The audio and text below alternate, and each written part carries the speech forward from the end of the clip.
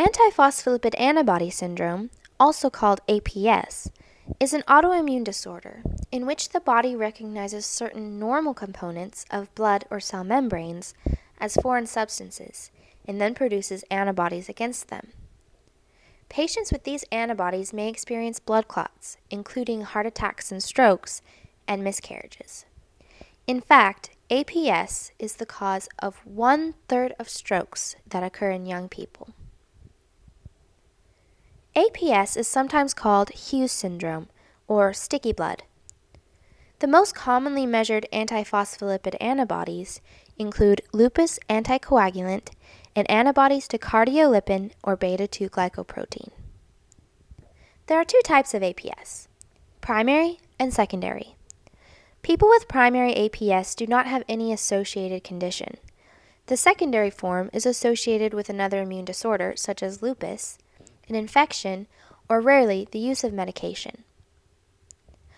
1 to 5% of the population is believed to have APS.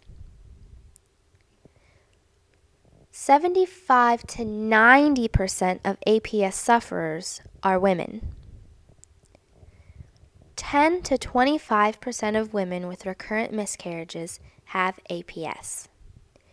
Many people's lives are affected by this syndrome. My little sister is very special. She is a fun, energetic, feisty, brilliant human being who is almost never born. My mother has antiphospholipid syndrome. This caused her to lose 4 babies during her pregnancies. APS has had a devastating effect on my life as well as the lives of many others. Thankfully, due to advancements in modern medicine, doctors were able to diagnose my mother after her 3rd consecutive miscarriage and started treatment. Treatment is often intensive, and many medical professionals are involved in the treatment process.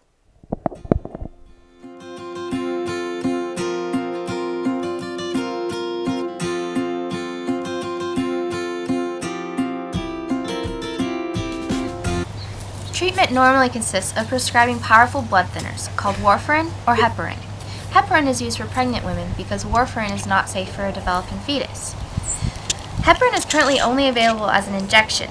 My mother had to inject heparin 1 in the morning and 1 at night for her entire pregnancy.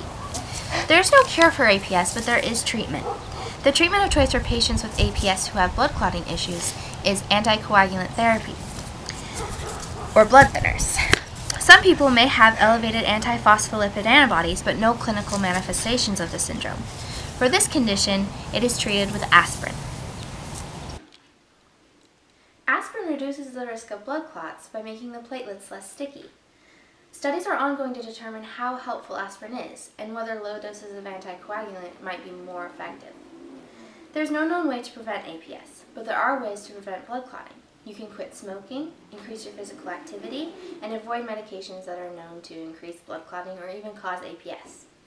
Some people can actually lose the antibodies associated with the syndrome. This can be following a viral infection, a pregnancy, or after taking medications that are connected to APS. We don't yet have a lot of good ways to shut down the immune response. What we do now is treat the symptoms, which is the blood clotting, not the underlying cause. The better we understand the underlying cause, the more ideas we can form to treat it. Scientists are now looking for ways that could possibly target B cells in particular. If you're interested in a career that works with antiphospholipid syndrome, you could become a researcher, you could develop medicines, you can become a doctor, or you can become an OBGYN if you're interested in the syndrome's effect on pregnancy. Although APS is one of the more common autoimmune disorders, a lot of primary care doctors remain uninformed about it, and they don't test for the antibodies soon enough or even at all. Unfortunately, many patients have to see several physicians and specialists before they get the proper diagnosis, like my mother. It took her about 5 years to be able to get the doctor to give the test, get the right diagnosis, and find the people who could help with the problem. The type of doctor that a patient sees should be determined by the symptoms that that individual patient is having, and often patients will need to see several different specialists. For patients with blood clots, a hematologist would need to be consulted, especially to deal with the anticoagulant therapy. For patients with recurrent miscarriages, a high-risk obstetrician should be consulted. Hopefully in the future, researchers will be able to discover more ways to treat the syndrome effectively. I am grateful for the current research and treatments that have been developed so far. I am grateful for the medical and scientific research that has benefited so many families just like mine. Sometimes, when studying these syndromes in a scientific way, people seem to be in the background.